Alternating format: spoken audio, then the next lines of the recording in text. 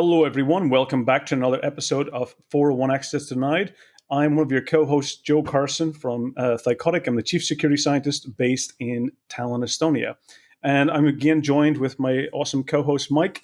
Mike, do you want to give us an introduction and also what we have in store for us for the discussion today?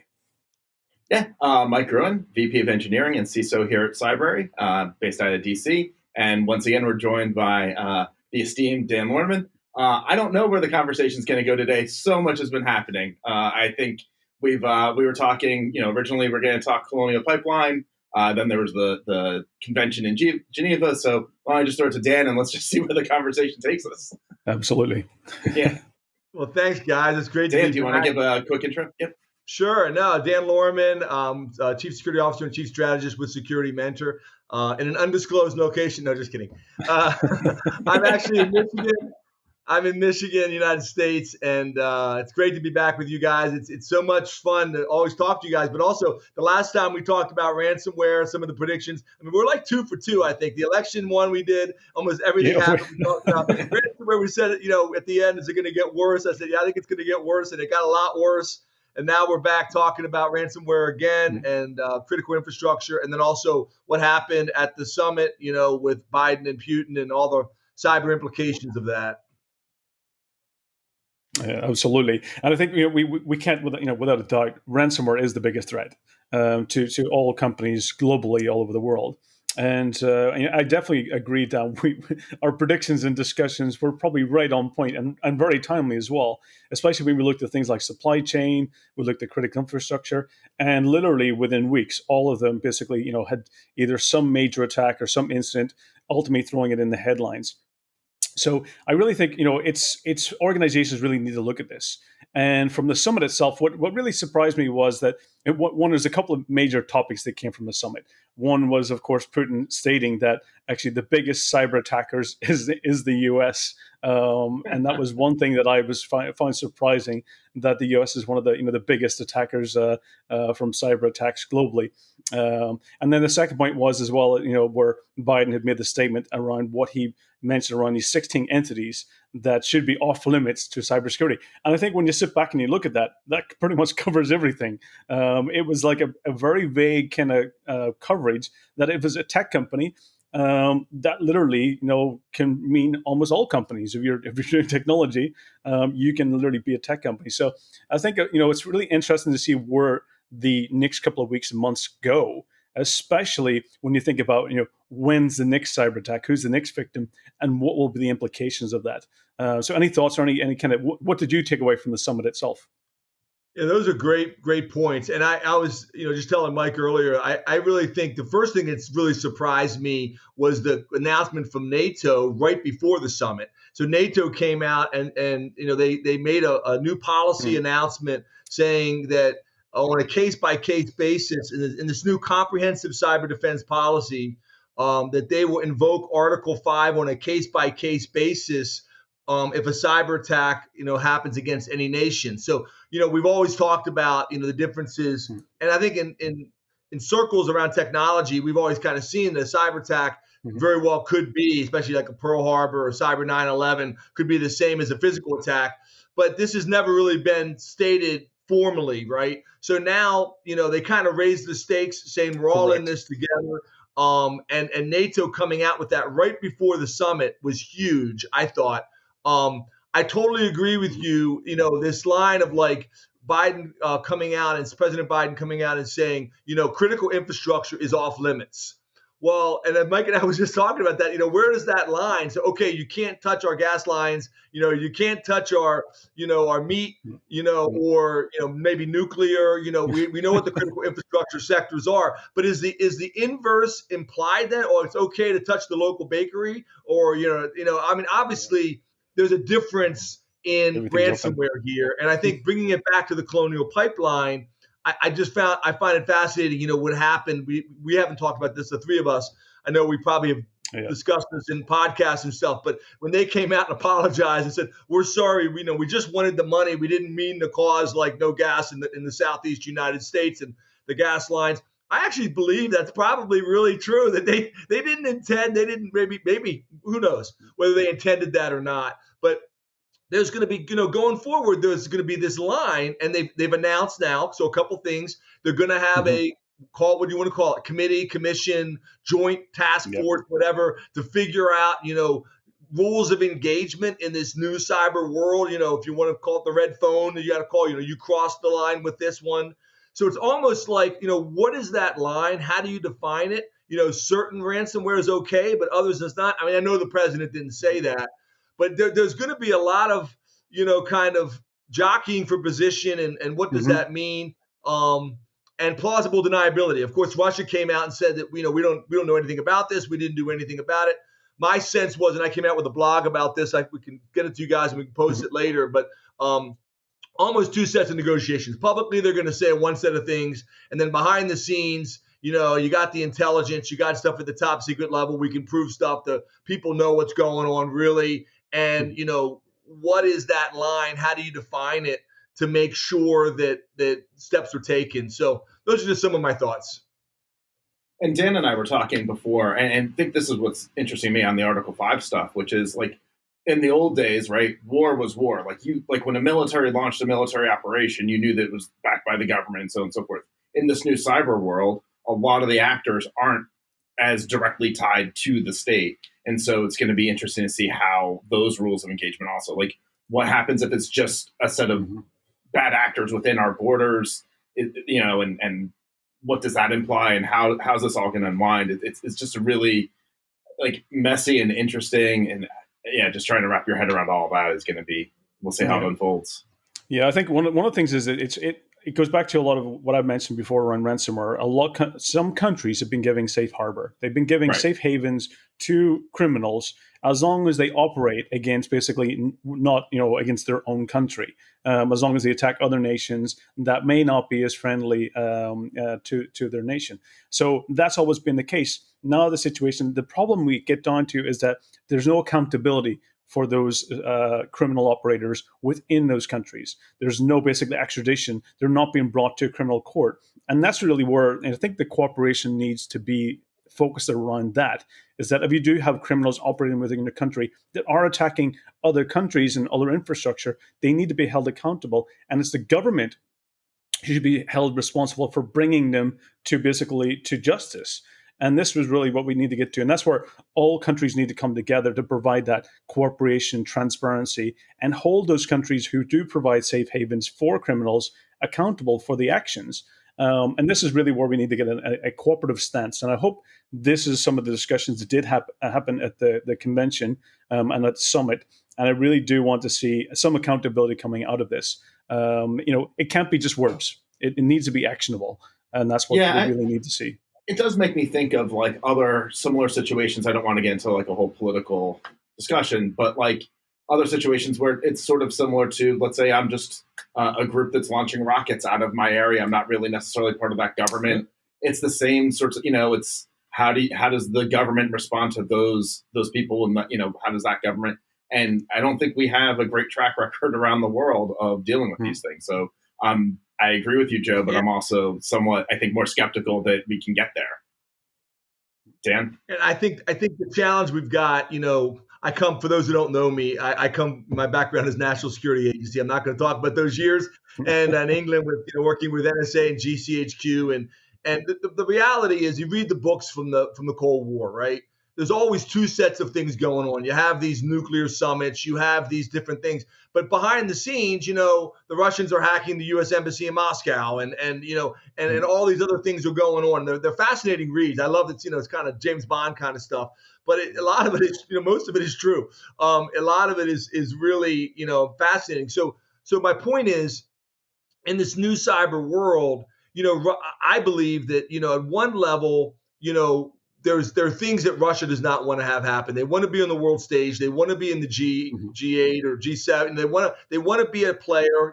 The very fact many commentators were saying before the summit, Putin already won by just having this event. We're watching the cars as they're driving through Geneva, and the president's getting out of the car, and what color is his suit? And Putin, and he comes walking up, and he shakes hands with and all of this, all that pageantry, if you will, is what Putin wanted, right? So he wants to be in the world stage. He wants to be a player. I don't see Russia giving up I mean, I don't think they can. They think they can compete with the U.S. Navy and the U.S. Space program and all of that, and economically, et cetera. So, but they can. I believe they think they can compete in cyber, but they don't want to cross that line. They don't want to go. What is that line? Where is that line? That line is fuzzy of being called a terrorist state. I'm not a North Korea. I'm not an Iran or a Hamas, just blowing things up or whatever it might be. And maybe the supporters of Hamas, I'm sorry. But I'm just saying they don't want to be labeled as a terrorist organization. And so, there's going to be two sets of things going on here. There's going to be, I agree with you, Joe. We need those international norms. We need to hold criminals to account. I'm 100% with you. And yet, when you bring nation states in, you've got the decades old espionage, hacking, kind of what's allowed. Because I don't believe the U.S. Your initial point is hacking nearly as much as the other countries are. Yeah. But I have no doubt that the U.S. is doing some hacking from our side, and we'll go into that. But I'm sure there's a hack back thing going on, to get some of these Bitcoin back and everything else. So I mean, my point is, it's going to be very interesting to see what the new rules of engagement are. Like you mentioned, what happens next, how that works. And then maybe a little bit later in the show, we could go through this new, practical task force recommendations. And one of these is about nation states, but there's really a whole list of recommendations that really need to be taken seriously by companies around the world, certainly in the United States, to make sure they're doing what they can to defend themselves. And one of the recommendations is around nation states, Joe. We can walk through what some of those top recommendations are.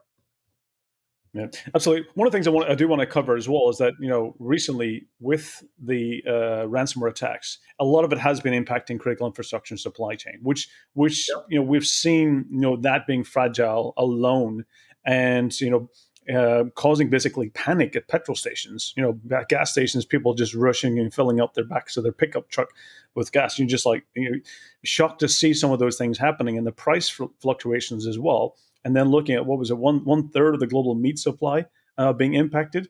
You cannot look at those and really this fragile of just in time, was it delivery, just in time production, all of those things that the supply chain and how fragile it can be.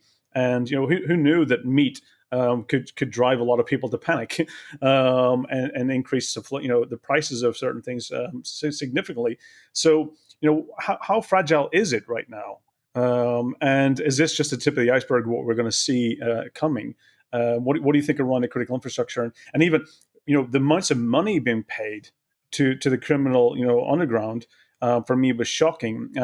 In a couple of let's look at the Colonial Pipeline one. What was shocking for me was it wasn't actually the SCADA controls. It wasn't the pipeline that was impacted. It was the billing software, and the management decided to shut down basically the controls and the SCADA and the movement of the gas because they couldn't calculate the billing side of things. So it shows how IT and OT have a very, very strong connection, even if they might be, let's say air-gapped in some elements, but there is a connection between basically, measuring the billing side versus the OT side of things. And then we get into, for JBS, that for me, around what was specifically interesting there was that they did mention they were restoring from backups. And then all of a sudden you find out later that they did actually pay a ransom of what was $11 million. For me, those figures are shocking.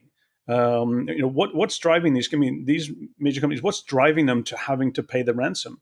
I don't think the solution is going to get the FBI to try and siphon some of the money back. I don't think that's the long-term solution either.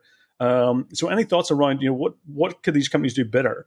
And what should other companies learn from it as well? Yeah, so much to unpack. That's why we have the show. Yeah. But those are great points. I mean, those are really, really good points. I mean, starting high level, I think we really should at some point walk through these 5 recommendations, the top 5 priority recommendations, and several of them do address individual companies. I would say we are very vulnerable. And we are, and the very fact that we're having the summit, I'm not, there's a lot of other issues with Russia in the United States right now, obviously around dissidents and all, just a whole range of issues we had to deal with. But I think there was a real sense with some of the other things that announced in the last few weeks, with China hacking different other vulnerabilities in nuclear facilities, other types of announcements. What happened in these are just the two big ones, but the week after we resolved the Colonial Pipeline, all of the NHS going down in Ireland and being down for almost a week. The vulnerabilities are widespread. It's a little bit, it's almost like America woke up. I think the Colonial Pipeline, there have been bigger incidents, bigger breaches, bigger problems in America. I don't know that there's ever been anything more impactful than what happened. That 5-year-old kids are now asking dad what's ransomware because they're seeing the lines at the gas station. I mean, that just has not happened, because even though there's been much bigger ransom payments, there have been bigger incidents than this, the OPM breach, others. Answering vulnerability is we're very vulnerable. I think it's going to take a sustained. I do think no one wants to use the word Cold War. In the release after the summit, they've said, we don't want to have another Cold War. We don't want to. I think we're in a cyber Cold War. I think it is exactly what's going on. Nobody wants to use those words, but I really do believe that it's that line. Crossing that line, there's going to be two sets of things going on. We're going to cooperate at some level, because, again, people want to play on the world stage. We're going to have summits with China, summits with Russia. But behind the scenes, there's going to be a lot of espionage going on with both sides. So, I mean, I don't know if you guys want me to read through some of these arguments, some of these recommendations. Absolutely, yes. Yeah, yes, that would please. be great. Yeah. Let's go through the list. Yeah, first of all, just for people to know, go to securityandtechnology.org, securityandtechnology.org, and then / ransomware task force / report. That's really where this is at. So you could just type in ransomware task force. It pops right up in Google. So the first recommendation is we need a coordinated international diplomatic law enforcement effort to proactively prioritize ransomware through a comprehensive resource strategy, including a carrot and stick approach to direct nation states away from providing safe havens to ransomware criminals. So that's exactly what Joe was just talking about. That was the first recommendation, and the first thing we have to have kind of right out of the gate. The second one is the United States should lead by example and execute a sustained, aggressive, whole-of-government, intelligence-driven anti-ransomware campaign. So whole-of-government anti-ransomware campaign coordinated by the White House must include interagency working group led by National Security Council in coordination with the National Cyber Director, an internal U.S. government joint ransomware task force, and a collaborative private industry-led informal ransomware threat focus hub. So that was 2. I'm just going to give you 5. Number 3 was governments should establish cyber response and recovery funds to support ransomware response and other cybersecurity activities. Mandate that organizations report ransomware payments. We'll talk about this. I think there's a lot of controversy around this. Do you have to mandate? Is it shaming? A lot of pushback on this one, but we'll talk about that. Require organizations to consider alternatives before making payments. Talked to a number of different people on the task force personally, and that was a big debate. Do you outlaw ransomware payments? Do you not? Is that helpful? Is that not helpful? We can talk about that. Number 4, internationally coordinated efforts should develop a clear, accessible, and a broadly adopted framework to help organizations prepare for and respond to ransomware attacks. In some under-resourced and more critical sectors, incentives such as fine relief and funding or regulations may be required to drive adoption. And then last but not least, the top 5, and there's like over 50 recommendations, but these are the top 5. The cryptocurrency sector that enables ransomware crimes should be more closely regulated. Governments should require cryptocurrency exchanges, crypto kiosks, and over-the-counter trading desks to comply with existing laws, including Know Your Customer, KYC, anti-money laundering, AML, and combating financing of terrorism laws. So again, there's a sense that cryptocurrencies maybe not be the cause of the problem, but they're certainly enabling the problem or basically causing a growth. Stop there. Absolutely. No, I think definitely for me, it's a good starting point. I think there's a lot more that needs to be done. Definitely for around that transparency. One thing you definitely honed in on the making payment side of things and mandating reporting. It doesn't need to be public reporting. It should be to at least law enforcement, so at least they're keeping track and records of the victims and providing at least, the good thing is that once you know a lot about who the victims are and you find out more about the techniques that was used, you can typically associate that to a specific criminal group, which is important. It's important to know who's the biggest actor. A lot of these ransomware gangs, probably a large portion of them, are probably making up about 80%. That's in a handful of the criminal groups. They're probably just in a few groups specifically that's causing a large amount, especially the ones that's turned into affiliate programs. Like we've seen in recent times with the dark side, they were an affiliate program. They were not distributing the ransomware themselves. They were making it available to other criminals who would actually use it, and they would receive payments in regards to that, or loyalty payments, almost like a partner program. And that's what's really accelerated a lot of this ransomware as a service scenario. So absolutely. And I think, where they had some type of ethics saying we don't want to target hospitals or critical infrastructure. But when you're doing an affiliate program and you're not controlling significantly who becomes the victims, that's going to get out of control. That's where you have, some type of loyalty between criminals, some type of, code of conduct between criminals about who you attack and who you don't attack. So for me, I think getting into the transparency, getting into the reporting, I think is really important. And making sure, should ransomware payments be permitted? Because I think when you think about it, it is funding a terrorist group. That is it. These are terrorist groups. They're cyber terrorism. They're using ransomware as a cyber weapon, which is a significant impact for organizations. And therefore, this should be really classified in terrorism. And I think that's what NATO, Jens had mentioned, that this is terrorism. And that's where they were looking at it, to hold those countries accountable and trigger Article 5. So this really kind of brings a big question into, quickly, of course, the dark side quickly disappeared. Of course, the latest one with JPS, with our evil, or Revel, depending on how you want to call it, they didn't disappear. Like they're continuing to our evil is what they do call themselves. But it really gets into, what happens in the next one. Is actions going to be really taken? Because it is only a matter of time. I think almost every day there's a ransomware victim. It just comes into someone. The next victim being, let's say, a supply chain or critical infrastructure again. What actions? What do you think the government's going to take in the next one? Do you think they're really going to take a significant action when it does happen again? Yeah, there's a lot of debate about that, and there's a whole chain. Mike and I were talking earlier, related to what can the government, what can they do? What can they do? And I mean, on the one extreme, people actually saying, let's have a cruise missile, almost like Libya, in the bombing of Pan Am. Just go back in history again, learning from history. When the Pan Am 103 went down, or Reagan bombing Libya and all, I mean, that's an extreme, but some people say, the physical worlds and cyber worlds are coming together. At some point, will there be a physical, we know where they live and we know, the apartment they're in, will there be a cruise missile kind of going into somebody's, apartment complex?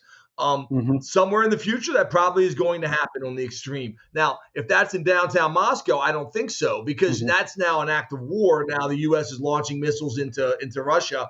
I mean, I don't see that happening in the future. Now, the hacking back question, again, you've got a lot of issues around attribution. And Joe, you probably know way more about this than I do, but attribution is hard. Yeah. And there's still a lot of people pointing at, was it China, was it Russia, or different events, or was it somebody else, or was it launched right here in the United States, by somebody in some other part of the world, and so there's all these different themes around that, what people say. I think hacking back for sure is happening now.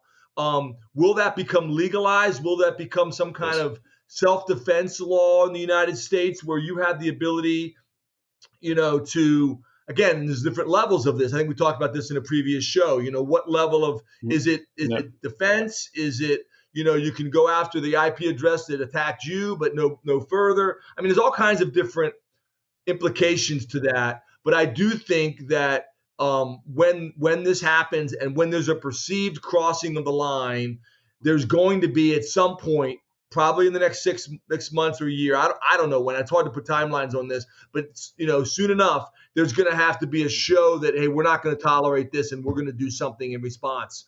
I think there's a range of options, all the way from military, all the way to, Stuxnet. We know what happened with that.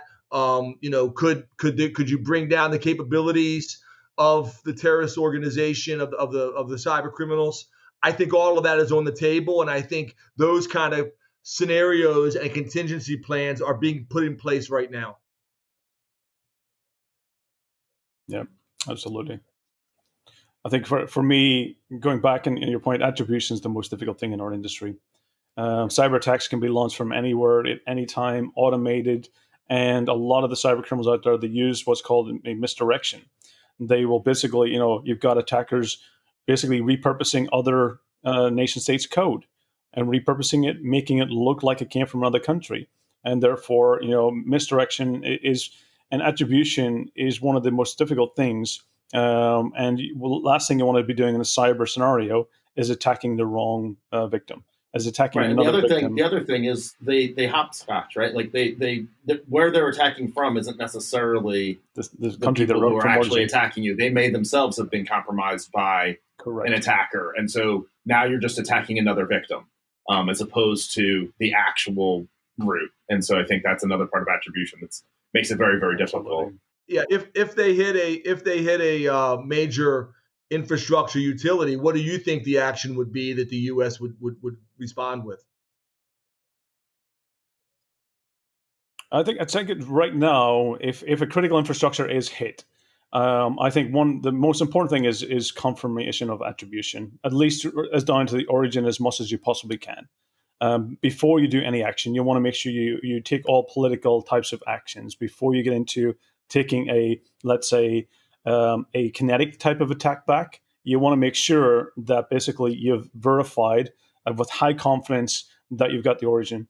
If you know it's within a certain country, then you have to hold that country responsible. You have to basically political realms get in touch with the government. If there's multiple countries, or let's say this company or the victim is a multinational, they want to make sure that all of those countries that have been impacted by this cooperate together to hold that country responsible and accountable, to make sure that they actually provide basically some type of, let's say Europol or Interpol type of cooperation to bring the criminals to justice. So ultimately, it's difficult if that cyber attack does cause death or does cause human, impact. Then of course, that really will come up to the determination whether there is a kinetic response to that. But I think the first things we should all be doing is definitely silently, you might be doing offensive capabilities back in order to verify, to determine attribution, to get the logs yourselves, to get confirmation who was behind the keyboard. And a lot of that's been happening in the background that we don't see. But I think the first and foremost is always a political response versus a military one. I think that's last thing we want to be doing is making things escalate. And they can quickly get out of control if we do take military responses.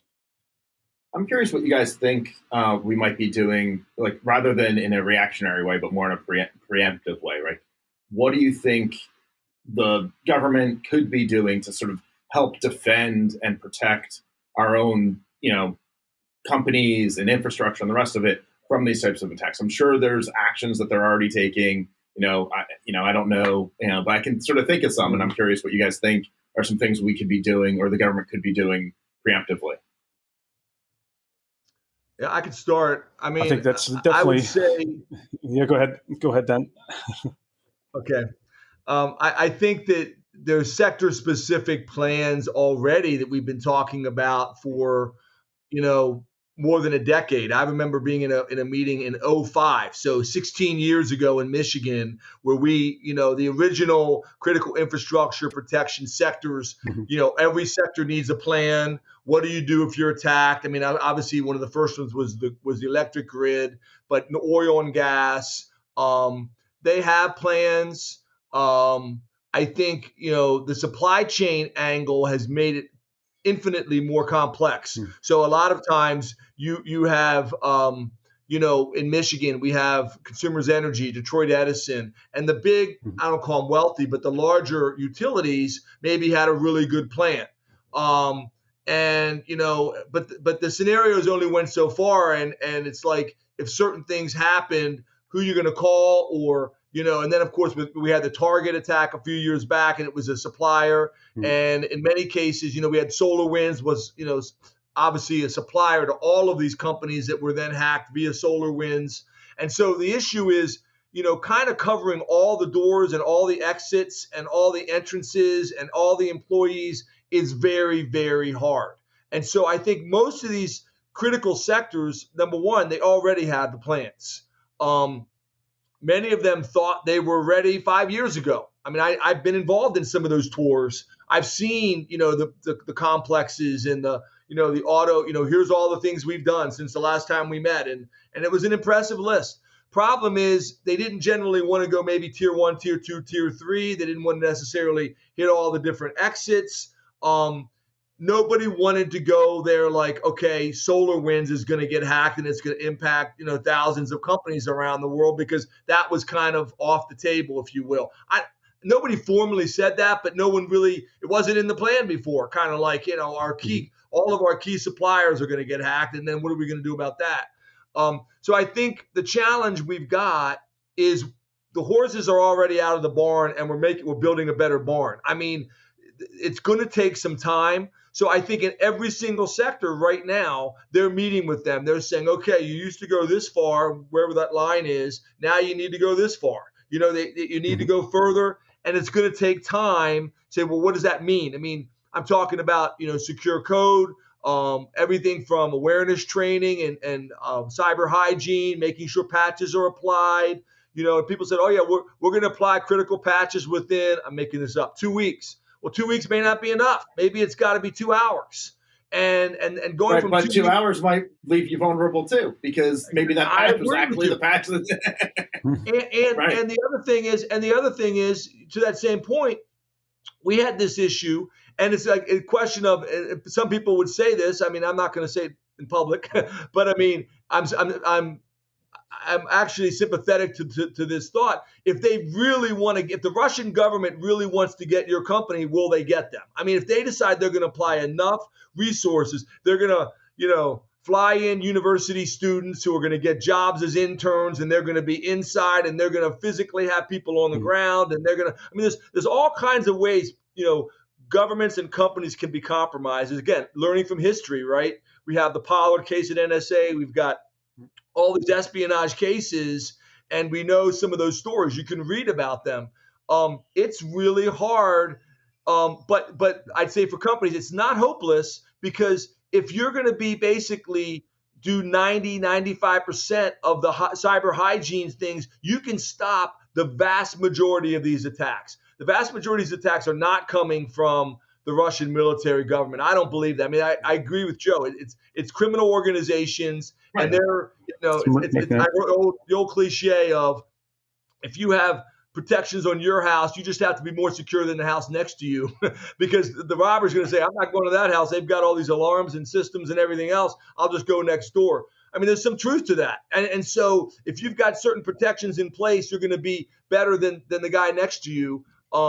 Does that solve all of the problems? I mean, we've got years of work, and the bad guys are getting better all the time. So I think this is going to be an ongoing Cold War for the next few years at least. Yep. I mean, I'm kind of hoping that there's some government organization that's like on the more law enforcement side that's using law enforcement type techniques to infiltrate these criminal. I mean, the nice thing is these are organized crime organizations in a way. They're affiliates. They there's clearly ways to sort of infiltrate and potentially help identify companies that are vulnerable just by being part of that, by having your sort of normal investigation techniques. So for me, Mike, I completely agree. That's the path that we need to go down, because I don't think there's anything we can do defensively, to be honest, to protect everybody. Some infrastructure, some critical infrastructure, some agencies, some companies can put the best and the brightest security solutions in place. But I think that's, not everyone's going to be covered by that, and you're going to have many victims. And I think the two things you really need to go after: one, when you want to stop these types of crimes, you go back, Dan, you mentioned, looking back in history, you can go back into the mafia, the mobsters, the criminal gangs that operated, 20, 30 years ago, that you infiltrate the gangs and you go after the money. That's the two methods. And I think, Mike, you're alluding that you really need to make sure that you understand who's behind these criminal organizations, that there is a face and a name. That's what you want. You want to make sure who, and if it is a decentralized group working together, you want to bring that visibility out. You want to bring the awareness and knowledge about who's basically behind these organized crime from a criminal perspective. And the second point is going after the money, making it impossible for them to get paid. These are the ways that you can actually make sure that it becomes less lucrative, less attractive to become a ransomware criminal.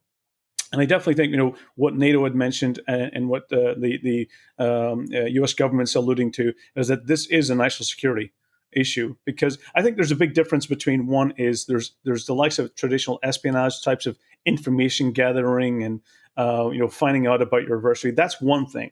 But when you're attacking them with ransomware is not information gathering; it's a destructive weapon. And there are two very different approaches.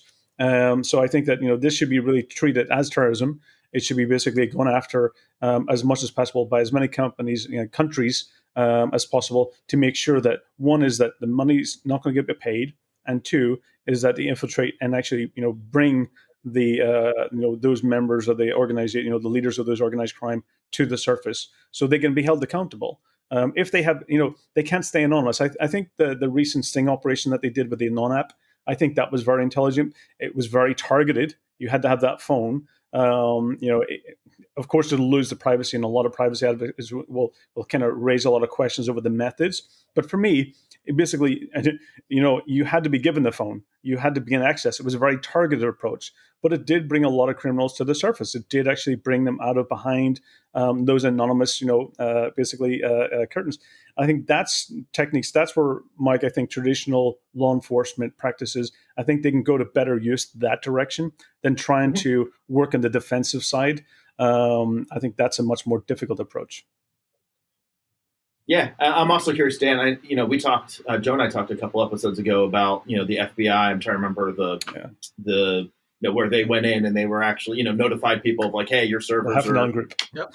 Yeah. The exchange servers, patching the exchange servers. Right, patching exchange servers for you. I'm curious, Dan, what maybe your thoughts are. Is that like, should the FBI be going around? Should we have people, law enforcement coming to our doors and making, shaking them and making sure they're locked and letting us know if they're unlocked, and if they are unlocked, coming inside and locking them for us? That's happening. I mean, it's happening now. I mean, I've again, Joe's got probably more experience with this than me, but I've done some speeches back, even going back 10 years ago in Eastern Europe, and the FBI agent stationed right there, where the criminal gangs were. So, I mean, we just had a bust like yesterday in Ukraine about a ransomware gang, which was a really good one. So, I mean, I do certainly.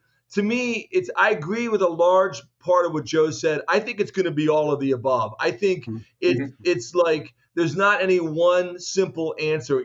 Taking the incentives, the cryptocurrency, the payment method, tracing the money. I mean, it's interesting this morning talking about, some of the other topics from the summit with Putin, President Putin and Biden, President Biden, what they thought would be successful, what Russia fears. And it's like this gentleman said, it was foreign bank accounts, freezing foreign bank accounts of high-level Russian officials, and they know where they are and they know where the money is.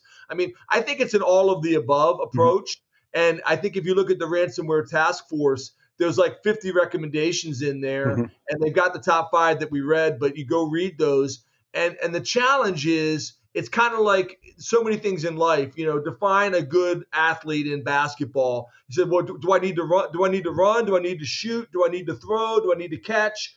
Yes. You need to do all of the above. It's like, well, what if I'm a really good hitter, but I can't catch, or I'm not very fast, and I'm not, and we start getting into like, okay, how good of a player is this player? And whatever the sport is, man or woman, whatever it is. And I think the same thing is true in this. I mean, I think there's a lot of pieces to this. I think defense is a big piece of it. I think we've got to get better at protecting ourselves in the same way. Again, learning from history. It's making it. The government's got to help with this. It's got to be a public-private thing. I do think, to your question, Mike, the FBI is doing that now. We used to always say when I was a CSO for Michigan government, and we would see the FBI would knock on doors. Not, thank God, not in our situation. We had a very open line with them with InfraGard, so a lot of public-private working together. But a lot of times it was the FBI that would notify companies that they had been hacked. And again, with ransomware, it's more the other way around now. They're getting encrypted, and then they're calling the FBI. But certainly with data breaches, in many cases I know of, it is somebody in law enforcement, Secret Service, FBI, state police, somebody notifying people that that their name is on a list, or their credentials have been compromised, or their information is available in the dark web. You need to do this right now because this is coming. I think better intelligence about what's coming next. All of that needs to kind of ratchet up the game so that people, there's a deterrence. And then we also need the offensive piece of it as well. So I think all of this has got to get better, because right now, to be honest, today, we are very vulnerable and we're behind. The cyber criminals are winning. And I think Russia's going to probably take a step back, and some other countries that may be hosting these criminal gangs, they want to at least show for a time that they're participating in some kind of international cooperation. But I think quietly there's going to be other stuff still going on. I don't see this. I mean, if I come back in 3 years, I think we're still going to be talking about cyber criminals in Russia. Yeah. And I don't think it's just going to end any more than we can say we're going to end crime in American cities. I completely agree. We've seen a lot of the gangs being, let's say, arrested and convicted within Ukraine. Do you think Ukraine is a major hotspot for this? Because a lot of the major arrests around ransomware gangs and criminal gangs have come from Ukraine recently. What role do you think Ukraine has in it, or is it just more of a place to operate, for Russian criminal gangs? I think it's a cooperation that we have with Ukraine that we don't have with Russia. I mean, I think that Ukraine. I mean, it's working together. It's like, okay, we're partners. We're gonna, and Korea was involved in this latest one, and other international. So I think, again, I think I know of FBI agents that, again, things I can't share publicly, but I mean that work together with Russia.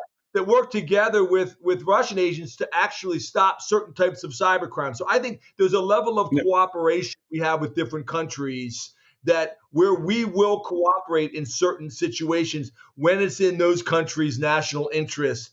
I don't think it's the same across the board, and I think our level of cooperation with Russia is way, way, way, and China much lower than it is with the Ukraine. Yeah. Do you also one of the things I also my concern is that a lot of these the criminal guys are I tend to call them mercenaries in many cases. Is that my concern is that one of the reasons why certain nation states are giving them a blind eye is that on occasion they do work for the government, and this is the challenge. Is that they don't want to have that connection or have that let's say attribution tied to the government when they're having these mercenary groups carrying out sometimes government initiatives. Do you think that this is something that might be a challenge, especially for the Russian government to cooperate in those regards? That if we do have mercenaries who have in the past done certain work in order to get that blind eye from the government and to get the ability to continue their criminal operations, what do you think this might cause some challenges? I totally agree with you, Joe. I think I forget his name now. I wish I did. I didn't prepare for this, but a few years back, I heard a journalist from, I think he was either from the BBC or the London Times, who gave a fascinating talk. It was like an hour-long talk. I sat in on at a major conference and cyber conference, and he kind of walked through one case. And he kind of traveled the world to find to find that name and find that face. And he got cooperation and it literally was working with the Russians and chasing these people all around Russia. He was like a flight behind these guys. And it got down to, I won't go into the whole spiel, but it's a great presentation. But kind of going back in the history again, the guy wrote a book about it. And it was like saying exactly what you just said. It's like Mhm. this, they finally chased him down one city in Russia. And it was, I'm again, this is probably paraphrased, so I might get some of these Mhm. facts wrong, but by and Yeah. large, the guy's uncle was a general. His cousin was, working in the, Mhm. working with the government. He himself wasn't, but he had been in the past. And it was like the bottom line is these guys have different hats. They wear them at different. Sometimes they're government officials. Sometimes they're not. Sometimes they're related to government officials. They're the brother, their cousin, their friend, the guy across the street, the guy that runs the bar at the corner. They Mhm. all know each other. It's all in the family. And bottom line is they got all the way to the end. It's really fascinating. They finally got the warrant for his arrest. They worked with the Russian government. They got all the way to the point where they were going to do the arrest, and they said it was delayed. It was delayed. They were waiting for the Mhm. warrant or whatever to go in, and they had that delay one day, and then they went in, and he was gone. And they said he had left 2 hours earlier, and so somebody tipped him off. I mean, somebody tipped him off, and it's exactly what you just said. So it may be the same individual doing multiple jobs, or you're in, Mhm. you're out, you're in, you're out. You're Yeah. you're part of the community. You're not part of the community. My brother's in the community. My friend is my brother, my uncle. And I'm not saying it's Mhm. all of it. I'm not saying it's totally corrupt because I don't believe it is, but I think there's a lot of it. And that's when people say, Putin knows about everything going on in Russia. He may not know about everything, but he allows certain things to happen. Mhm. Did he know that, Correct. Dark Side was going to hit the Colonial Pipeline or not? I mean, maybe it's plausible deniability. Maybe he didn't, but he sets the framework in place, their team, to allow certain things and not allow Yeah. certain things. I, And I, yeah, I'm pretty sure that he knows who's behind a group. I don't necessarily believe that he knows who all the targets of those groups are. And what I'm pretty confident is they're probably all somewhat trained in certain areas as well. So it allows them to wear those many hats. So I completely. I mean, for me, it's you may not be aware of what all of the activities are exactly doing, but you definitely is guaranteed in Russia, they know who they are, and they're letting them get correct. away And with it. and I And think to Dan's point, they set the framework, right? Like if you sort of put the boundaries on who's off limits and who's not, then those groups can operate within that framework, not having to say, oh, and yep. right, there's that those guidelines in place essentially. And, And and, I and there's think the probably other piece of it money is it's exchange. plausible deniability. Yeah, Yeah, Yeah. yeah, absolutely. plausible deniability, absolutely. the the Yeah. the organization it works to their interest. Cyber is an area where they feel like they have an advantage. And Mm-hmm. strategically, we may say, no, you don't. We've got Harvard, Yale, MIT. We've got the best cyber people in the world. And believe me, I don't know all of them, but I know a lot of them in NSA. They are very, very good. So we have a lot of good people on our side fighting for us. But, the rest of the world feels like, you don't need to build a $2 billion aircraft carrier. You can just get a PC and get a laptop and an internet connection and hack away, right? And so everybody feels like the internet is like the big playing field that enables somebody in deep dark Africa, to do what they need to do. And so yeah, it's a challenge. Absolutely. I'm really hoping that this ransomware task force does take off, and I would definitely want to see this as something as a definitely multiple country, multiple states working group. I don't think it needs to be a U.S. only initiative. I think all countries need to sign up. I think this needs to be I don't think it probably can be a U.S. only. I yeah, mean, it'll fail if it's a U.S. only initiative. yeah. It has to be Sorry, potentially Joe. even within NATO Yeah. would be this probably should be more of a NATO or at least a multiple country initiative. I think it needs to be centralized in regards to the working. We do have the NATO Cyber Defense Center of Excellence, but it's more of a research location. I think we really need to have into more of an actionable, cyber center that is more about not just the research and the academical side of things, but more focused about basically offensive capabilities or reaction or political. They need to have some actionable side of things. So definitely hope that this becomes much more of a centralized kind of global cooperative group that will really make sure that all of these actions that they set out, whether it being to do with the transparency and holding countries accountable, to tracking and tracing the money, to making it more difficult for criminals to be successful, getting all of those things that was set out. The five that you mentioned earlier, Dan. I really do hope that they come to really something that does become a concrete working let's say strategy. But it definitely, my concern is that ransomware is going to be here to stay, and it will. Yeah, evolve. I think it is. I think, but hopefully we can minimize its impact, its attractiveness, so on and so forth. Absolutely. Well, it's evolving too, guys, and you know that. It's not just it was about encrypting data, and a year ago, 2 years ago, we were talking about do data breach laws apply to ransomware because they're not actually stealing the data, they're just encrypting it, and those days are long gone, right? Now they're exfiltrating the data and they're encrypting it, and they're holding the exfiltrated data, a la what happened in Ireland with the National Health Service, saying, we're sorry, we didn't mean patients to be impacted. We canceled all your appointments and everything. So we'll go ahead and we'll give you the data back, but we still need you to pay the ransom, and we're going to release all that sensitive private data on your health records to the public. Yeah. And so, or the DC police. Yeah. And so same thing that happened to the DC police, right? Correct. Sorry, exactly. And there's a long list. It's weekly if you follow this stuff. Mm-hmm. Not everything's making the front page of the Washington Post anymore, but there's I heard one person say it's a ransomware every 3 minutes. That seems a little bit too much to me, but I don't know. It's crazy, the numbers. It's happening all the time. And then the other question is, we don't even know how much of it is happening that it's not reported. There's stuff, the payments are being made and the police never even know about it. So it's not even being reported. So I do think it's evolving, what we call ransomware today, because it was encrypting data and holding you for a ransom to pay.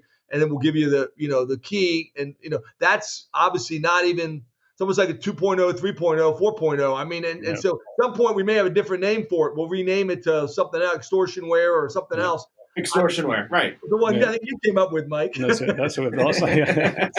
But absolutely, I think we're in version 2 of ransomware, evolution, where it really is about it does. When you think about last year, Verizon Data Breach Investigation Report did now classify it as a data breach. Where previously it was a security incident before that in previous years, but now it's classified as a data breach because it is about data exfiltration. So really, when you think about the CI triad of confidentiality, integrity, and availability, so all of that that is now being impacted. Ransomware impacts all three of those now, where it used to be just two. It used to be about the availability of the systems and the confidentiality. Now it's about the integrity as well. All of those are now being basically impacted by ransomware. And I think, we're about to see with the money that's going into it right now, I'm worried that, 3.0 is going to be much more sophisticated, and, our defenses are probably not going to hold up. And so we have to be ready. And we have to be very diligent about watching how the ransomware is evolving itself in regards to its coding. And we have to stay on top of that so we know what to expect in the future. Otherwise we'll get into another situation where, the WannaCry, not Petra. Where maybe there is no kill chain in it. We have to be kind of really diligent about when those scenarios do happen. That how it spreads and how it impacts. We have to be prepared. We can't just be sitting by and waiting for it. We have to be basically on top, and that means intelligence gathering. That means the agencies really do have to be infiltrating these organizations so we can prepare and hopefully prevent it from happening in the first place. Preventing from being able to create it and distribute it. We can actually get it at the source and stop it from actually, getting out.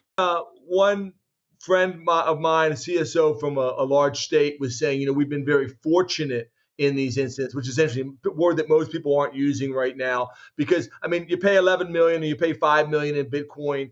In the grand scheme of things, it's not a lot of money. But what if ransomware? Again, we get back to this question. I think we talked about it last time. The motives, intentions. If it's just about money and criminals and that's one thing. What if it fell in the hands of terrorists who didn't really? It wasn't about money. It's about bringing down the grid or causing harm. Or I'm not going to give you the key. You're not going to recover. And the intention is not just about, I don't care if you offer me $100 million. I'm not going to do this.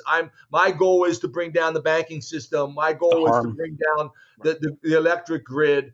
And the intention of North Korea or I don't know who, somebody, a terrorist organization, it's not a money motive. And I think that's, I think the fear that no one's really talking about publicly right now, because most of these people, it's like there's been a dollar figure, we negotiate the price, we offer 50, we settle for 11, yada, yada, yada. It's a I want my child back. Here's the money, get your child back. But that's not where it may go. So it's hard to know where it's going in the future. I think people realize that it could be even worse, and it's probably going to get worse before it gets better. Although I personally believe one thing optimistically, I think in the short term, we're going to have a little bit of a detente with the big players to see how this plays with Russia. Whether it holds me in the long term, I'm less optimistic about. But I think that maybe they take a step back from the line and send the boys off to the beach for a little while. I don't know. We'll see. We'll see. We'll see what happens. But I do think that it's a growing issue. And we'll probably be talking about this again in a future show. Yeah. No, my final thought was actually pretty similar to Dan's. It was maybe much, much darker, which is if I'm Iran or North Korea or any of these other countries, why am I putting money into a nuclear program? At this point, I should be putting my money into a hacking program. That's the, and that's what China's doing. And I'm sure they are. I mean, I'm not naive to think that they're not trying to do both, right? But yeah, it's scary when you start thinking about it from an ideology perspective and not just a criminal perspective. Absolutely. You look at some of the countries that is investing in cyber, and China is definitely one of the biggest ones. They probably, out of investment in security and cyber, China's probably up there in the top, at least top three. So when you see where countries are investing, that's where you have to be worried and kind of looking at is what's the implications of that in the future. So I agree. Hopefully that this is a starting point for the turning of ransomware and be able to find a good global cooperation. Because my view is that no country can win this alone. This is not something that you can win alone as a single country. And therefore, it means that we have to have strong cooperation. And I think the recent summit is a starting point. I think having discussions and having open communication with Russia is a starting point. I think that's things that do have to happen. So hopefully, it's a positive direction in the future. It's not to say that we will not see ransomware victims in the near future. It will happen. It's inevitable. These criminal gangs want to make money, and I think Dan, you're absolutely right. Motivation, money. That's why we'll continue to see them in the near future. But hopefully, they will get to a place where there's actually fewer places that countries will give them safe havens to operate from. And it will actually then become much more difficult from a money perspective, and also that they will be convicted and brought to justice, and that there will be less places for them to free places in the world for them to enjoy their luxury from their rewards. So hopefully everyone out there, hopefully it's been educational, enjoyable. Definitely, Dan, it's awesome having you back in the show again. I'm pretty sure, I'm hoping this isn't the third prediction come true. That does become much more of a terrorism weapon. I hope that's, let's say, I'm hoping our intelligence and agencies that was not my idea, Joe. That was from a wise state CISO who said that. I'm not gonna name him and throw him under the bus, but yeah. Let's hope that the agencies are kind of let's say advanced enough to stop those from actually turning into reality. So definitely for our defensive capabilities and offensive, I hope that's something that we have on top of, and we have great people to defend and protect countries around the world. So again, awesome having you on the show. For the audience, definitely, hopefully, if you do basically have a security program, make sure that ransomware is one of your top basically threat priorities to reduce the risk and become as resilient as possible. And look forward to having you come listen to the show every 2 weeks. This is 401 Access Denied. It's a bi-weekly podcast, and we're always bringing the latest news, top kind of information, educational awareness to you. So hopefully you enjoy listening, and see you soon. Stay safe. Thank you.